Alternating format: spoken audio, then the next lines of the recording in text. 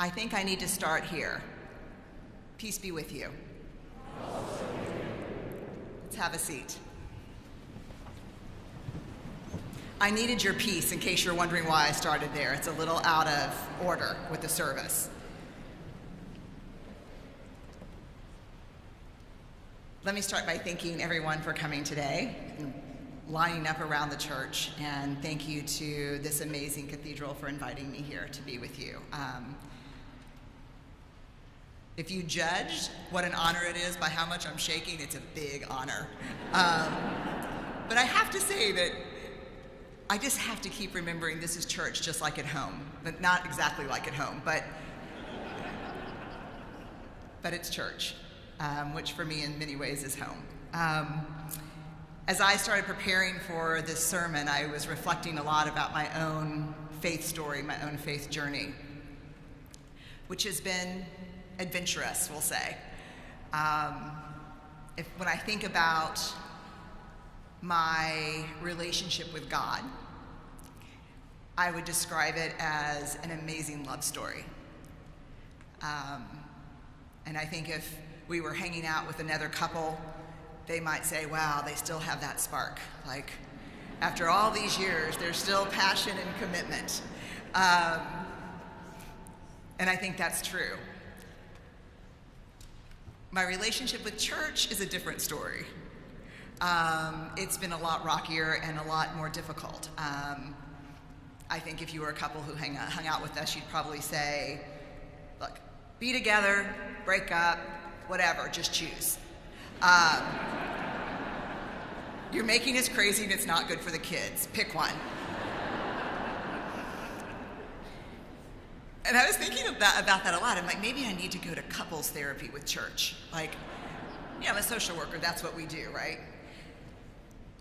And I think if we went to couples therapy, me and church, I think the therapist would say, what's wrong? And I'm like, church drives me crazy. I just can't do it anymore. I'm done. Be very specific, Brené. Well,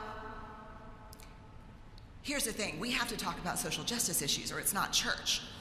We need to talk about race and sexism and homophobia and heterosexism and Islam. All the isms and phobias need to be on the table and addressed. But don't get too political from the pulpit. Then I would say, look, I need the people at church to be confident, certain, and sure about God, but don't be pious. I want them to be, I'm vulnerable and messy and hard all week long. I want to go somewhere where everything's kind of buttoned up and exact. But don't be like that either, because I don't trust that in church. And you need to watch your language in church, which I know is some irony coming from me. If I had $1 for every Facebook post that I posted a picture of the cathedral last night and said, I'm going to be here. And if I had $1 for everyone who said, watch your language tomorrow, watch your language tomorrow, zip it up.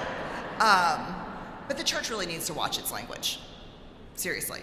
I want some more exacting translations of these words. Like, there are words I just don't agree with, so I've come to make up my own.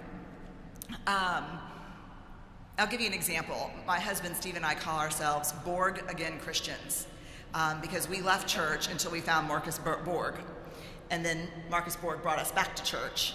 And it was so funny reading his book, like meeting Jesus for the first time, because I'd be like, yeah, this is good, but I'm not going back to church because there's the whole Nicene Creed thing. And then you turn the page and he's like, let's talk about the Nicene Creed.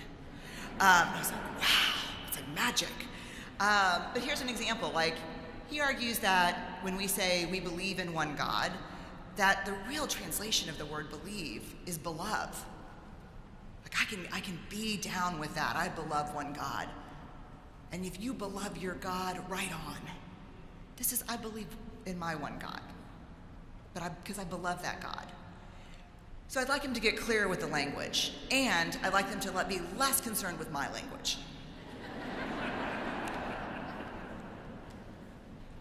And I think that therapist would look at me and say, but what do you love about church? Is there anything you love about church? And that's when I would completely light up. that's when I would shine so bright and say, oh, just there are things at church you cannot get anywhere else. There are things I love and crave, and when I'm not going, I miss it and I'm worse off for it. And then I'd get really specific, because there are 3 things that I just love about church. And they're not the things I think you're supposed to love about church, which here makes you nervous to talk about. But I love church for 3 reasons. 1, I want to sing with strangers. And wow. Let me clarify. I want to sing with y'all and strangers. I want to pass the peace with people who 6 days a week I might like to punch in the face. I do. I want to go to church with people that I don't vote like, believe like, agree with, but on that day, I want to look at them and send them a prayer of God's blessing. I want to look at them and shake their hand and look in their eye and say, the Lord's peace to you. And I want to receive that back. And then I want to share the rail and break bread in communion with people I don't know. That's why I go to church. So I'm just thinking, looking at the bishop, if we could change the order of things so we could sing, shake, eat, go. That I get from my dad, who I was baptized in the Episcopal church, but then became a Catholic. I became a Catholic in Catholic school. Like, I actually literally got called into a room one day, and I walked in, I thought it was God. But it was a bishop, and we read the Nicene Creed, and he asked me questions about it, and then I took home a mimeographed letter that said, Brené's Catholic now. And so, it was like, I don't know, with 1970, and so my parents were like, God made Brené Catholic, so they became Catholic. And so growing up at Catholic Mass, our instruction was, and there were 6 of us, and it was a serious instruction, which I'll edit down, which was get the wafer and do not stop till you're at the car. Get the wafer straight out the back. You know how the Catholics park. Get the wafer into the car. I'm like, but there's a song at the end, Dad. We'll sing in the station wagon. Get in the car. And that is literally, so I still have a little bit of that in me. So when I was thinking about these things I love about church, I thought, this doesn't make sense to me at all, until I started doing the research on belonging.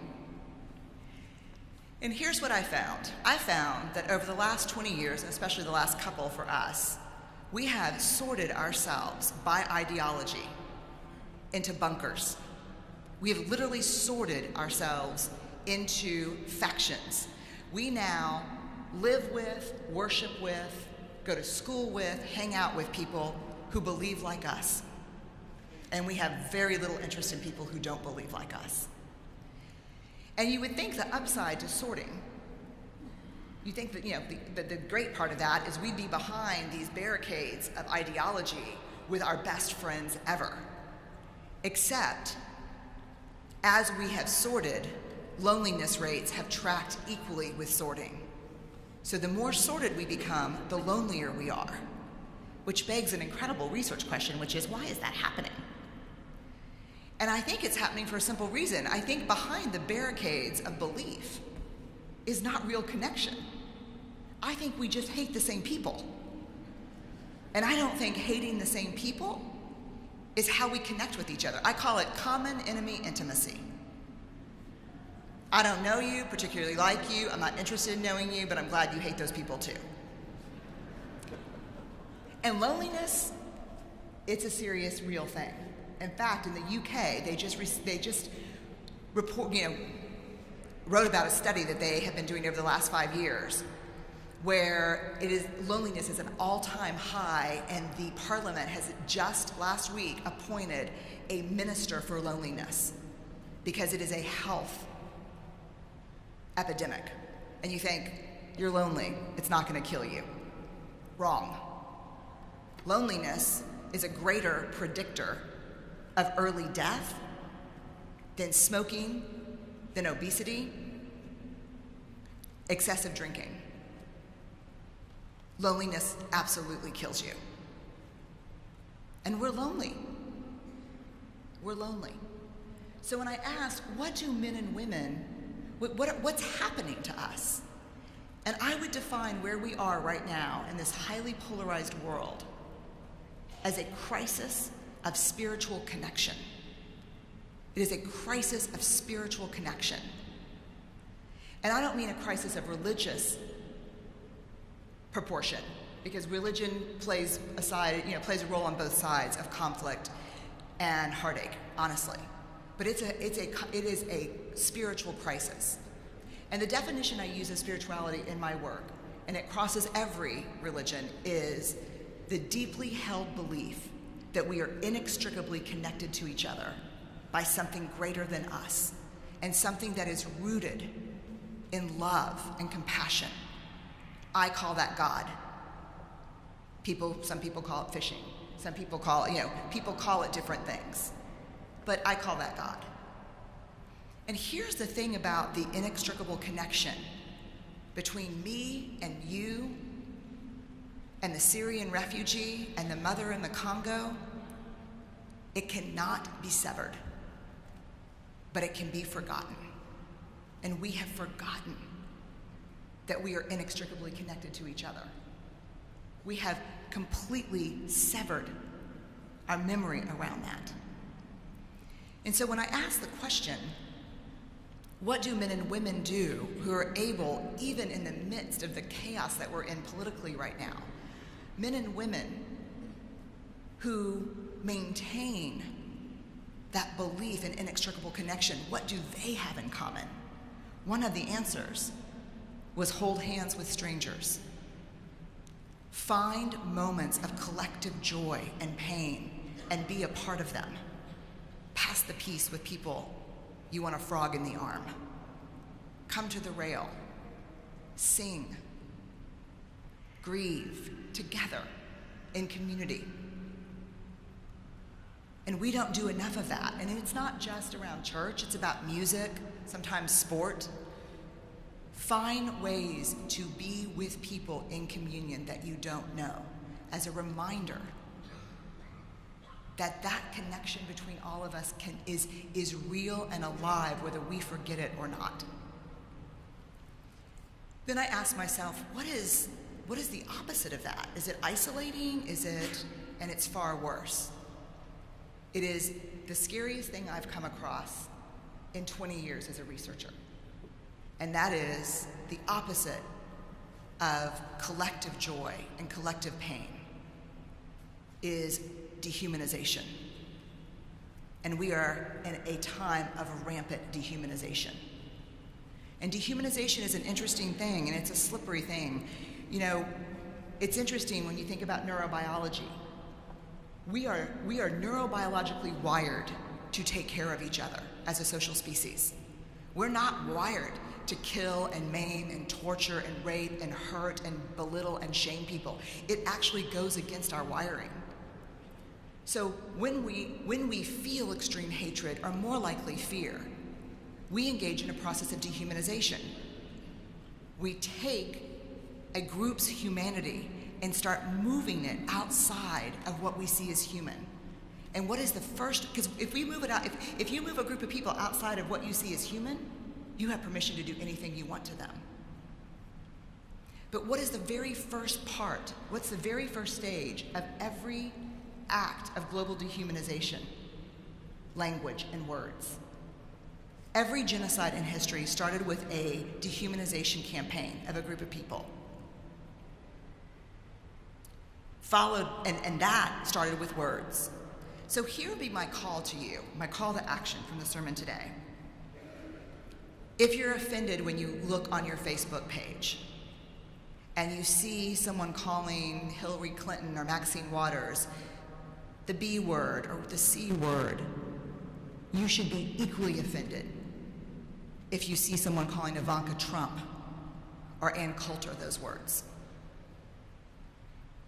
If it takes your breath away and makes you want to cry when you see people attack the Barack and Michelle's daughters. You should feel the same way when people do that to the Trump kids. And that's hard, right? That's hard. But it's not a question of what side of politics you're on.